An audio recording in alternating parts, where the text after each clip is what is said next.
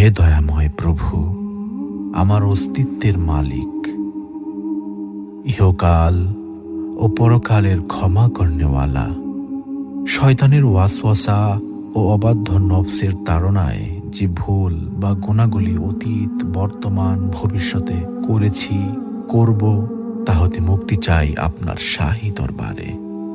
আপনি সব পারেন। আপনি দিনকে রাতে পরিণত করতে পারেন, আপনি রাতকে দিনে পরিণত করতে পারেন।